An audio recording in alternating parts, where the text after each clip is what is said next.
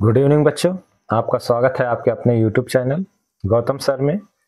और बहुत दिनों से आपके मैसेज आ रहे थे, कमेंट आ रहे थे कि सर हिंदी में वीडियो बनाइए, हिंदी में वीडियो बनाइए। इससे पहले जो मैंने नर्सिंग एप्टीट्यूड के क्वेश्चन आंसर सॉल्व करवाए थे वो इंग्लिश थे टोटल। आज जो आपको मैं सॉल्व कराने वाला हूँ वो टोटल हिंदी होंगे और आपको आगे की जो भी वीडियो मिलेंगी वो हिंदी में मिलेंगी। और मैं एक बार फिर से बता दूं कि इस समय जो है अटल बिहारी वाजपेयी मेडिकल यूनिवर्सिटी की तरफ से जो बीएससी नर्सिंग के लिए कॉम्पिटिटिव एग्जाम कराया जा रहा है उसकी तैयारी कराई जा रही है, जिसमें आपका पहला पेपर जो है फिजिक्स है, फिर केमिस्ट्री है और फिर बायो है और लास्ट पेपर जो है नर्सिंग एप्टीट्यूड का है। टोटल 200 नंबरों का पेपर होने वाला है और इसमें माइनस मार्किंग नहीं है आपकी, और 200 क्वेश्चन होंगे उसमें से, जिसमें से लगभग 25 क्वेश्चन जो होंगे आपके नर्सिंग एप्टीट्यूड से होंगे। तो आज की वीडियो है हिंदी में और क्वेश्चन आंसर मैं आपको सॉल्व कराऊंगा। टोटल 50 क्वेश्चनों का ये सीरीज होगा और काफ़ी आसान भाषा में आपको समझाऊंगा कि क्या है कैसे है। तो अगर आपको बीएससी नर्सिंग जो है करना है तो इससे बेटर वीडियो नहीं हो सकती आपके लिए। तो बने रहिए मेरे यूट्यूब चैनल गौतम सर पे। और अगर आप मेरे यूट्यूब चैनल पर नए हैं सब्सक्राइब का बटन प्रेस कर दीजिए, साथ ही बेल आइकन को प्रेस कर दीजिए, जिससे आपको तमाम तरह के नोटिफिकेशन जो बीएससी नर्सिंग से रिलेटेड है वो आपको समय समय उपलब्ध होती रहे। तो चलते हैं, आज की तैयारी करते हैं और आप बाकायदा आपके उसके नोट्स बना सकते हैं नर्सिंग एप्टीट्यूड की। और अगर आप कहेंगे तो मैं बायो की भी तैयारी आपकी करा सकता हूं, और जब आप कमेंट करेंगे तब। और ये जो वीडियो मैं बना रहा हूं आज, अगर उसमें 100 कमेंट आ गए, 100 याद रखिए, 100 कमेंट अगर आज आ गए तो मैं कल दूसरी वीडियो तुरंत बना दूंगा। अब वो कमेंट आप चाहे जैसे भी 100 उसको करिए, बट 100 कमेंट होने चाहिए, ये याद रखिए, ठीक है। तो 100 कमेंट होने चाहिए और 100 लाइक होने चाहिए। तो 100 कमेंट हो और 100 लाइक रहेंगे तो ही मैं अगली वीडियो बनाऊंगा, अन्यथा नहीं बनाऊंगा। थोड़ा सा मुझे मोटिवेशन मिले ना। अब मुझे मोटिवेशन मिलता ही नहीं है तो फिर कैसे मैं बनाऊं उस चीज को लेकर, ठीक है। तो थोड़ा मुझे मोटिवेशन करिए और मोटिवेट करिए तो मैं बनाऊंगा उस पर। और कहेंगे तो एक दिन में मैं 2 वीडियो डालूंगा, दोनों 50-50 क्वेश्चन का होगा, और एक दिन में मैं 100 क्वेश्चन की तैयारी करवाऊंगा, मगर तब जब आप 100 लाइक और 100 कमेंट करेंगे तब। तो देखते हैं इस वीडियो पे कितने लाइक और कमेंट आते हैं। 100 होगा तो तुरंत 1 घंटे बाद मैं उसकी दूसरी वीडियो डाल दूंगा। तो चलते हैं आगे की तरफ। तो देखिए, पहला प्रश्न आपके सामने आ चुका है और पहला प्रश्न है प्रतिरोधकता, जिसे इम्यूनिटी कहा जाता है, का क्या अर्थ होता है। तो 4 ऑप्शन है आपके पास। रोग से लड़ने की क्षमता, रोग उत्पन्न करने की क्षमता, बीमारी का इलाज, इनमें से कोई नहीं। तो प्रतिरोधक क्षमता जो होता है वो क्या करता है, आपकी इम्यूनिटी जो होता है वो क्या करता है, रोग से लड़ने की क्षमता को बढ़ाता है। इसमें कौन सा ऑप्शन सही होगा, तो पहला वाला ऑप्शन सही होगा। तो पहले वाले के साथ जाएंगे आज। दूसरा क्वेश्चन देखिए, पॉवर्टी के दौरान होने वाले शारीरिक परिवर्तनों में शामिल है। तो पॉवर्टी का मतलब क्या होता है, यौन आरंभ होता है, यानी कि जब आप जवान हो रहे होते तो उस समय शरीर में होने वाले परिवर्तन क्या क्या है। तो आपने पढ़ा होगा ना कि नर तथा मादा के गौण लैंगिक लक्षण, तो वही है।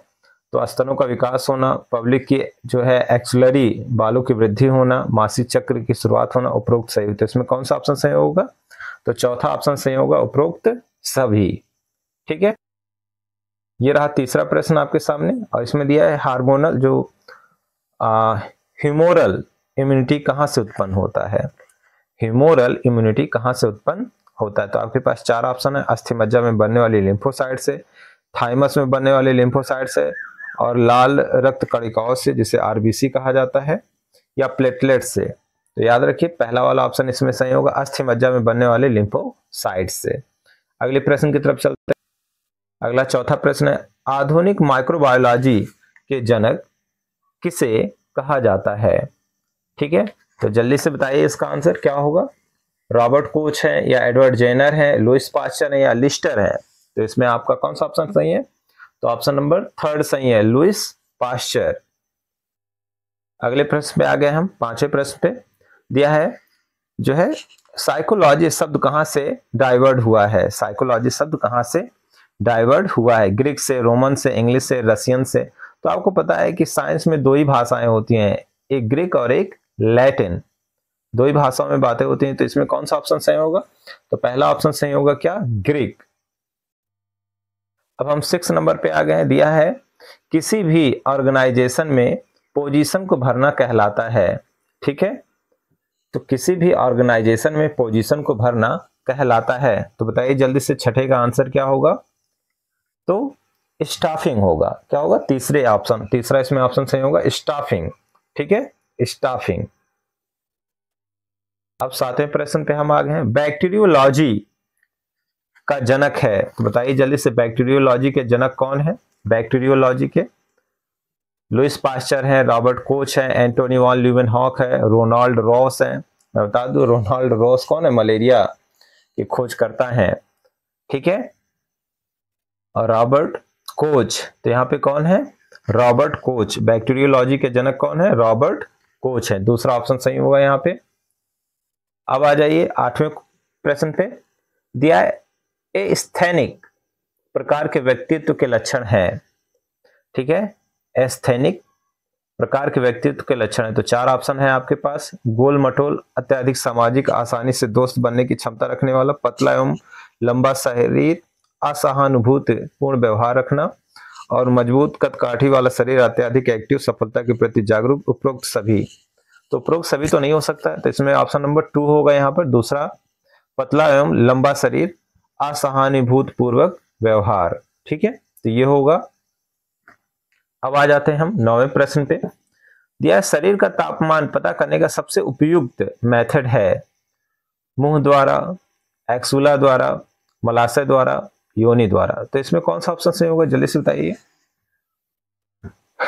ठीक है, शरीर का तापमान नापने के लिए, तो खैर यहाँ पे तो जो शरीर का तापमान है, अगर मनुष्यों में बात की जाए, अच्छा सबसे उपयुक्त की बात हो रही, बट फिर भी मैं बात करूँ तो मनुष्य में क्या होगा? मुख द्वारा, और जंतुओं में क्या होगा? मलाशय द्वारा। ठीक है, जंतुओं में क्या होता है? जैसे गाय भैंस होता है, तो इनमें किसके द्वारा होता है? मलाशय के द्वारा। तो इसमें ऑप्शन जो सही आ रहा है, जो मैंने देखा है सर्च करके उन चीजों को देखा है, तो क्या है? मलाशय द्वारा। तो इसमें ऑप्शन नंबर 3 होगा, मलाशय द्वारा। 10वें क्वेश्चन की बात कर लें तो निम्न में 3 डेज डिसीज है। 3 डेज डिसीज है, तो मैं थोड़ा सा आपको इसका हिंट दे दूं, तो स्कूलों में इसका इंजेक्शन लगाया जाता है। आपने देखा होगा, सरकार जो भी स्कूल होते हैं वहां पर आशा के द्वारा इसका इंजेक्शन लगाया जाता है। तो कौन सा है ये? तो बीच के 2 ऑप्शन जो आपके देखिए वो उसी से मिलते जुलते उन्होंने शब्द बनाए, बट वो गलत है सरस। तो यहाँ पर पहला ऑप्शन सही होगा रुबेला। तो रुबेला का टीका लगता है जो 3 डे डिसीज के लिए होता है। ठीक है, अब आ जाते हैं 11वें नंबर पे। दिया है man is a social animal किसे कहा गया है? ठीक है, या किसने कहा है? ये कहिए, man is a social animal, यानी कि मनुष्य क्या एक सामाजिक जानवर है। तो किसने कहा है ये? तो ये किसने कहा है? जल्दी से बताइए आपने। अरस्तु ने कहा, क्रिस्टो ने कहा, प्लूटो ने कहा, या डेविस ने कहा है? तो अरस्तु ने कहा है। किसने कहा है? अरस्तु ने। थोड़ा सा मुझे संदेह हो रहा है इसमें। तो जो 11वां प्रश्न है उसमें वैसे अरस्तु ही रहेंगे, क्योंकि सबसे पुराने वही है, फादर ऑफ जूलॉजी हैं। अब आ जाते हैं क्वेश्चन नंबर 12 पे। शरीर के आंतरिक वातावरण को स्थिर बनाए रखना कहलाता है मेटाजेनेसिस कहलाता है, होम्योस्टेटिस कहलाता है, पेरिस्टाइलिस कहलाता है, उपरोक्त में से कोई नहीं। तो भाई सिंपल सी चीज है, आपको एक परिभाषा बताई जाती है जिसे होम्योस्टेटिस कहा जाता है, जिसे हिंदी में कहा जाता है पारिस्थितिक। ठीक है, यानी कि बाहरी वातावरण तथा भीतरी वातावरण के बीच सामंजस्य को बनाए रखने की क्षमता को ही होम्योस्टेटिस कहते हैं। ठीक है, तो यहाँ पर दूसरा ऑप्शन सही होगा, होम्योस्टेटिस। अब आ जाते हैं 13वें क्वेश्चन पे। सोशियोलॉजी शब्द की उत्पत्ति निम्न शब्दों में से शब्दों के मेल से हुई है। ठीक है, निम्न शब्दों के मेल से हुई है। तो यहाँ पर कौन सा ऑप्शन सही होगा? देखते हैं चारों में से कौन सा ऑप्शन सही है। तो यहाँ पर चारों में से जहां आप देख रहे होंगे तीसरा option, societies and logos. Logos मतलब क्या होता है? अध्ययन। जैसे आपने पढ़ा ना जूलॉजी, बायोलॉजी, तो जू मतलब जीव जंतु और लॉजी मतलब अध्ययन करना। ठीक है, तो जो सोसाइटी का अध्ययन करे उसी को क्या कहा जाता है? सोशियोलॉजी। तो यहाँ पर तीसरा ऑप्शन सही होगा। अगर आपको कोई डाउट है तो आप मुझे कमेंट करिए, और जैसा मैंने कहा कि 100 कमेंट और 100 लाइक होगा तो ही मैं अगली वीडियो बनाऊंगा, अन्यथा नहीं बनाऊंगा। ठीक है, ये याद रखिएगा। और जैसे ही 100 लाइक और 100 कमेंट होंगे, उसके 1 घंटे के अंदर ना वीडियो आ जाए तो मेरी वीडियो को लाइक और कमेंट मत करिएगा। ठीक है, और अनसब्सक्राइब कर दीजिएगा। मगर शर्त यही रहेगी कि जैसे ही 100 वीडियो यानी कि 100 कमेंट आएंगे और 100 लाइक आएंगे, वैसे मैं दूसरी वीडियो डालूंगा। तब तक देखते हैं आगे की तरफ। तो 14वें क्वेश्चन पे आ जाइए। वारफेरिन ओवरडोज में दिया जाता है, हिपेरिन दिया जाता है, विटामिन के दिया जाता है, प्रोटामीन सल्फेट दिया जाता है, या डेक्स्ट्रॉन दिया जाता है? कौन सा ऑप्शन सही है? जल्दी से बताइए। तो विटामिन के, तो यहाँ पर क्या दिया जाता है? विटामिन के दिया जाता है। 15वें क्वेश्चन पे आ जाइए। नर्सिंग प्रशिक्षण हेतु निम्नलिखित कानून किस सन में जारी किया गया था?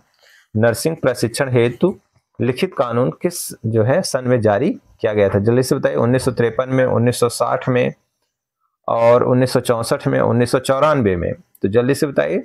तो 1964 में जारी किया गया था। चलते हैं अगले क्वेश्चन पे। तो टर्म बर्थ हेतु कहा गया कौन सा कथन सही है? टर्म बर्थ हेतु कहा गया कौन सा कथन सही है? तो बताइए। जन्म के 37 से 42 वीक के मध्य, 40 सप्ताह का जन्म, जन्म के 38 से 41 वीक का मध्य, और 38 सप्ताह का जन्म। तो किसे कहा जाता है टर्म बर्थ? तो टर्म बर्थ कहा जाता है किसे? जल्दी से बताइए। तो तीसरा ऑप्शन सही है, जन्म 38 से 41 वीक के मध्य को। 17वें क्वेश्चन पे आइए। यह LHV कोर्स किस वर्ष शुरू हुआ था? LHV कोर्स किस वर्ष शुरू हुआ था? 1918 में, 1975 में, 1946 में, 1953 में। जल्दी से बताइए। तो 1918 में स्टार्ट किया गया था LHV। तो आप लोग कमेंट करके बताइए कि LHV का फुल फॉर्म क्या होता है। जल्दी से मुझे कमेंट करके बताइए LHV का फुल फॉर्म क्या होता है। अब आ जाते हैं 18वें नंबर पे। निम्न में डायबिटीज के मरीज को जो है एजुकेट करते समय यहाँ पे दिया हुआ करते समय ध्यान देने वाला कथन है, ध्यान नहीं देने वाला कथन है।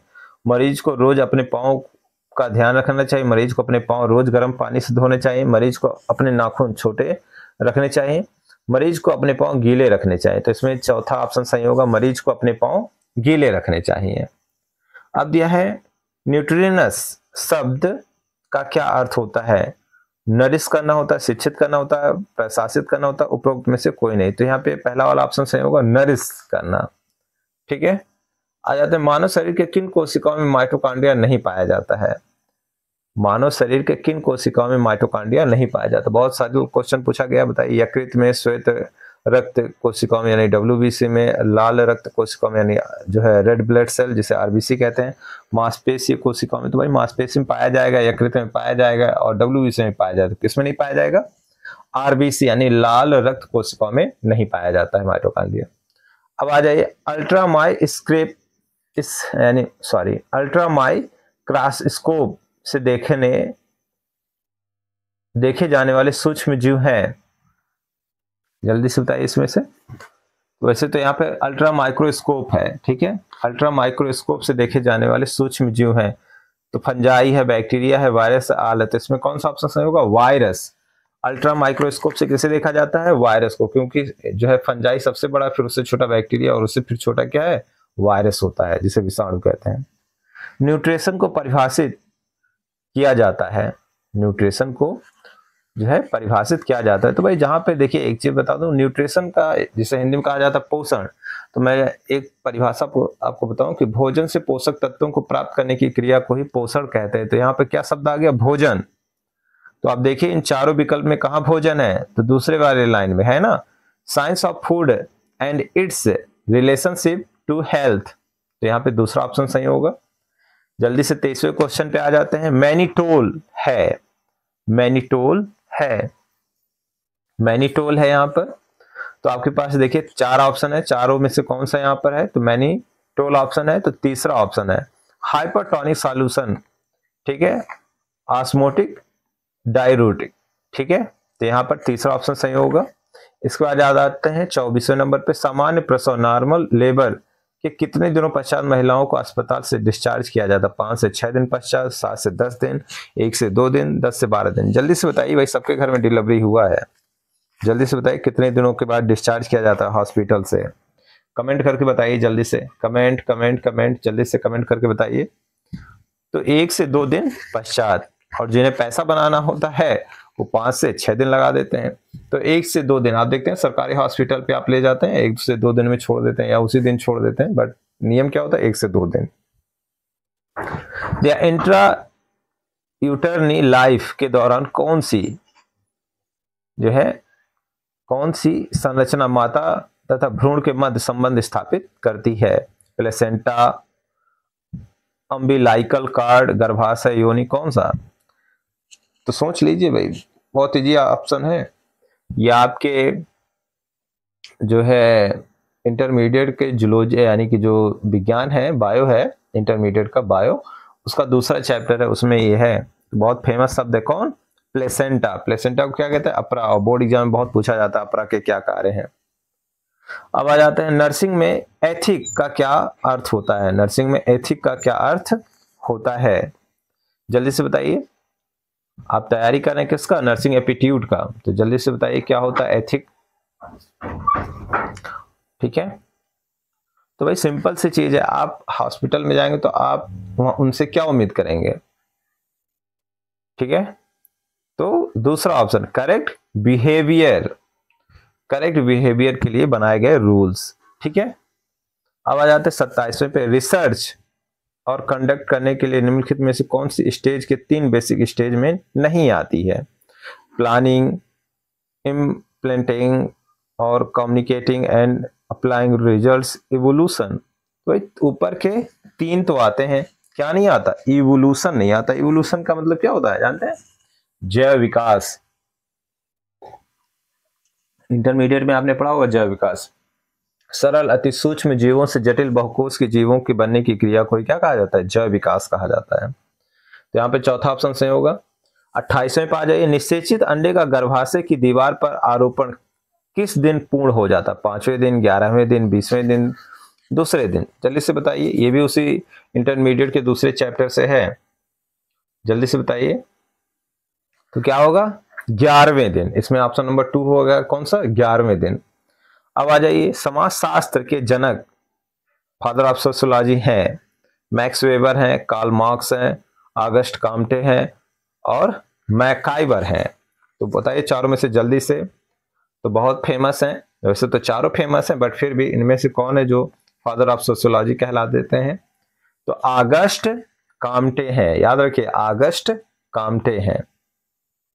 मेडिसिन के जनक, फादर ऑफ मेडिसिन माने जाते हैं, धन्वंतरी, हिप्पोक्रेटस, सुश्रुत और चरक। जल्दी से बताइए, इसमें 30वें का आंसर जल्दी से बताइए, कमेंट बॉक्स में भी बताइए जल्दी से। ठीक है, तो कौन है? हिप्पोक्रेटस है। हिप्पोक्रेटस। मेडिसिन के जनक कौन है? फादर ऑफ मेडिसिन हिप्पोक्रेटस है। फिर दिया है डायबिटीज केटोएसिडोसिस के लक्षण नहीं है। तो बताइए कौन सा इसमें ऑप्शन सही होगा? दे रहा है लक्षण नहीं है, याद रखिए लक्षण नहीं है। तो हाइपरग्लाइसीमिया, पहला वाला ऑप्शन, हाइपरग्लाइसीमिया नहीं है। ठीक है, डायबिटीज में हाइपरग्लाइसीमिया नहीं होता है। अब आ जाइए, निम्न में से किस दार्शनिक ने मनोविज्ञान को आत्मा का विज्ञान माना है? तो जल्दी से बताइए, आत्मा का विज्ञान माना है, किसने माना है भाई? तो आप बताइए, वुडवर्थ और स्किनर का नाम सुना है? नहीं। आलापोर्ट व वाटसन का नाम सुना है? नहीं। मन व क्रोक एंड क्रोक का नाम सुना है? ये जो सोशियोलॉजी की सब बहुत फेमस जो है दार्शनिक है। तो यहाँ पे कौन है? तो अरस्तु। याद रखिए, साइंस में अरस्तु हैं, तो प्लेटो व अरस्तु हैं जिन्होंने आत्मा का विज्ञान कहा है। निम्न में से कौन सी संरचना श्वसन तंत्र का भाग नहीं है? याद रखिए, श्वसन तंत्र का भाग नहीं है। फायरिंग्स है, ब्रोंचाई है, लैरिंग्स यानी कंठ है, हाइऑइड बोन। हाइऑइड कौन? ये आपका जो निचला वाला जबड़ा है, ये हाइऑइड बोन है। ठीक है, इसी से एक क्वेश्चन और ही बनता है कि पूरे शरीर में ऐसी कौन सी अस्थि है जो किसी से संधि नहीं करती है? तो कौन है? हाइऑइड, आपका ये निचला वाला जबड़ा। अगर मांस हटा दिया जाए तो तुरंत आपका जबड़ा गिर जाएगा। 34वें नंबर पे आ जाइए। नाइटिंगल द्वारा, नाइटिंगल बहुत फेमस है। नाइटिंगल एक लेडी थी जिन्होंने मेडिकल लाइन में अपना पूरा जीवन बिता दिया। तो नाइटिंगल द्वारा सर्वप्रथम नर्सिंग प्रशिक्षण स्कूल की स्थापना किस वर्ष में की गई थी? 1860 में, 1874 में, 1882 में, 1893 में? जल्दी कमेंट करिए। तो भाई बहुत पुरानी है, तो सिंपल सी चीजें क्या होगा? 1860 में। अगले क्वेश्चन पे आते हैं 35वें नंबर पे। निम्न में कौन सी दवा देने के बाद नर्स को हाइपरकैलिमिया के लिए देखा जाता है? फ्रोसिमाइड, मेटोलाजोन, स्पाइरोनोलेक्टोन और हाइड्रोक्लोरोथाइजाइड। बताइए इनमें से जल्दी से कौन सा ऑप्शन सही होगा? कौन सा ऑप्शन सही है भाई? जल्दी से बताइए।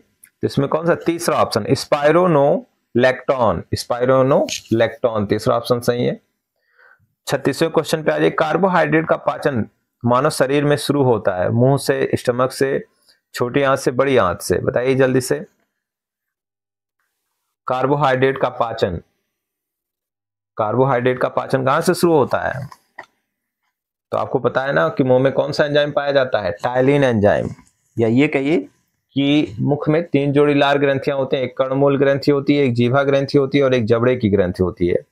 और इन तीनों ग्रंथियों से किसका स्राव होता है? टाइलिन एंजाइम का स्राव होता है, जो कार्बोहाइड्रेट का पाचन करता है। तो शुरुआत कहाँ हुई? मुख से। अब आते हैं 37वें नंबर पे। 37वें नंबर पे आते हैं, फेफड़ों में रुधिर वाहिनी तंत्रिका तथा ब्रोंचस का प्रवेश किस स्थान से होता है? कार्डियक नोच से, एपेक्स से, बेस से और हाइलम से। जल्दी से बताइए। तो ऑप्शन नंबर कौन सा सही है? जल्दी से कमेंट करिए। तो ऑप्शन नंबर 4 है हाइलम। ठीक है। अब ये औषधि के शरीर में अवशोषण, वितरण, उपापचय तथा उत्सर्जन का अध्ययन कहलाता है, फार्मेसी कहलाता है, या फार्मेकोकाइनेटिक्स कहलाता है, फार्मेकोडायनेमिक्स कहलाता है, या फार्मेकोपिया कहलाता है। जल्दी से बताइए क्या होगा इसका ऑप्शन। तो भाई डायनेमिक हो नहीं सकता है, तो सिंपल चीज क्या होगा? फार्मेकोकाइनेटिक्स होगा, दूसरा वाला ऑप्शन सही होगा।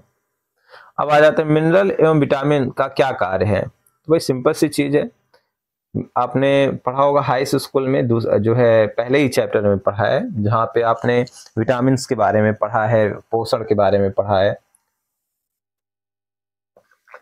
तो आपने वहां पढ़ा होगा शरीर की वृद्धि, शरीर की मजबूती, प्रतिरोधक क्षमता बढ़ाना।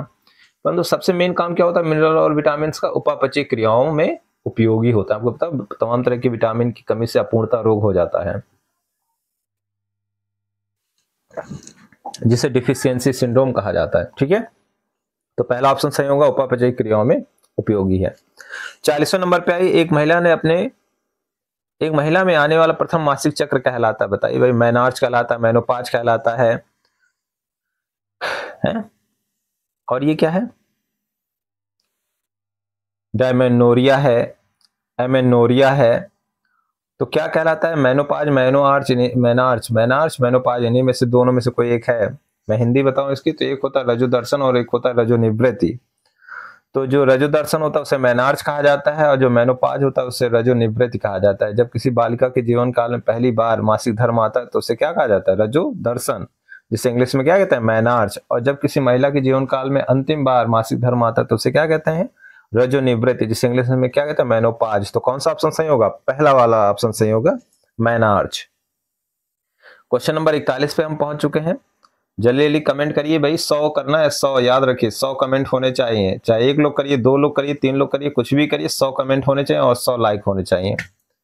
मेडिकल साइंस की शाखा जो ड्रग्स और मानव शरीर पर उनके प्रभावों का अध्ययन कराती है, कहलाती है, क्या कहलाती है भाई? कार्यकी कहलाती है, जिसे फिजियोलॉजी कहा जाता है, रोग विज्ञान कहलाता है, जिसे पैथोलॉजी कहा जाता है, औषध विज्ञान कहलाता है, जिसे फार्मेकोलॉजी कहा जाता है, सूक्ष्म विज्ञान कहलाता है, जिसे माइक्रोबायोलॉजी कहलाता है। तो याद करिए क्या होगा इनमें से। तो सिंपल चीज भाई, फार्मेसी करने जा रहे हैं ना, तो क्या होगा? औषध विज्ञान। ठीक है, मेडिकल साइंस, औषध विज्ञान। ठीक है। किस मनोवैज्ञानिक के अनुसार मनोविज्ञान व्यवहार का विज्ञान है? बताइए भाई, किसने कहा था? ठीक है, physiology is the science of behaviour. Watson ने कहा था, वुडवर्थ ने कहा था, स्किनर ने कहा था, मन ने कहा था। किसने कहा था? जल्दी से बताइए। तो वाटसन ने कहा था। किसने कहा था? वाटसन ने कहा था। अब आ जाइए 43वें नंबर पे। निम्न में से प्रशासन, एडमिनिस्ट्रेटर जिसे कहा जाता है, की सही परिभाषा है? यह वांछित लक्ष्यों की प्राप्ति हेतु ह्यूमन एवं मटेरियल संसाधनों का उचित ऑर्गेनाइजेशन एवं जो है डायरेक्शन है, या यह कुछ उद्देश्यों की प्राप्ति हेतु अनेक व्यक्तियों का डायरेक्शन, कोऑर्डिनेशन एवं कंट्रोल है। यह समूह द्वारा किसी यानी किए जाने वाली गतिविधियां हैं जो कुछ सामान्य लक्ष्यों की प्राप्ति हेतु एक दूसरे को कोऑपरेट करते हैं। उपरोक्त सभी। तो जल्दी से आंसर बताइए, 43वें का क्या आंसर होगा?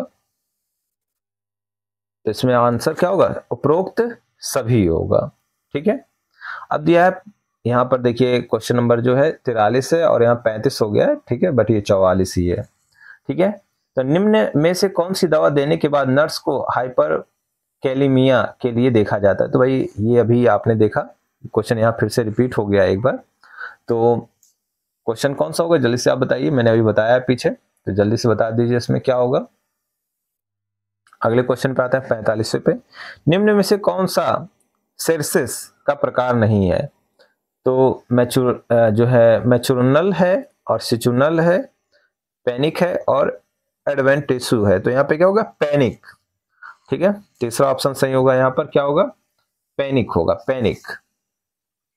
46वें पाई, रिसर्च जर्नल्स में प्रपोज्ड रिसर्च इन्वेस्टिगेशन का एक ब्रीफ डिस्क्रिप्शन है, जो है एसुम्पेशन, वेरिएबल, एब्स्ट्रैक्ट और एनोमिटी।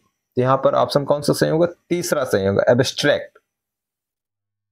बीमारी उत्पन्न करने वाले माइक्रो ऑर्गेनिज्म है, पैथोजन है, बैक्टीरिया है, वायरस है, फंजाई है। जल्दी से बताइए, बीमारी उत्पन्न करने वाले माइक्रो यानी छोटे कौन है यहाँ पर? तो पैथोजेनिक है। ठीक है, कैसा है? पैथोजन।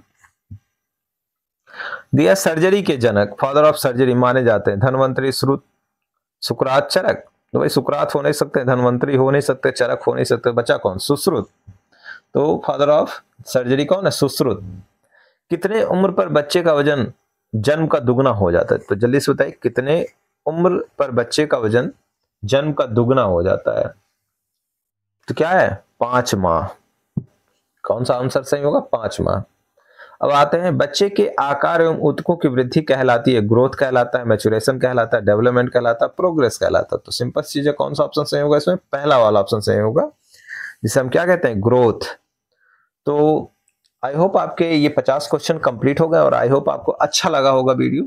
और अगर इस तरीके की आपको वीडियो और भी चाहिए तो 100 लाइक और 100 कमेंट करना है, आपका टारगेट है। चाहे जैसे आप कमेंट करिए जल्दी जल्दी, और चाहे जैसे 100 लाइक करवाइए उस पर। ठीक है, और जैसे ही 100 लाइक और 100 कमेंट होंगे, 1 घंटे के अंदर अगर दूसरी वीडियो ना आ गई तो कहिएगा। ठीक है, तो आज के लिए बस इतना ही, और इंतजार करिए 100 कमेंट और 100 लाइक का। जैसे ही होता है वैसे ही मैं आपको दूसरी वीडियो दूंगा, वो भी 50 क्वेश्चन का होगा। और जितना ही आप मुझे प्यार देंगे वीडियो में, तो मैं एक दिन में 4-4 वीडियो डालूंगा, जिससे कि आपकी तैयारी और भी अच्छी हो सके। 21 मई तक मैं आपका ये पूरे 25 के 25 क्वेश्चन जो आते हैं इसके, उसके पूरे कंप्लीट करवा दूंगा। तो इसी के साथ गुड बाय, अपना ख्याल रखिए। जय हिंद, जय भारत।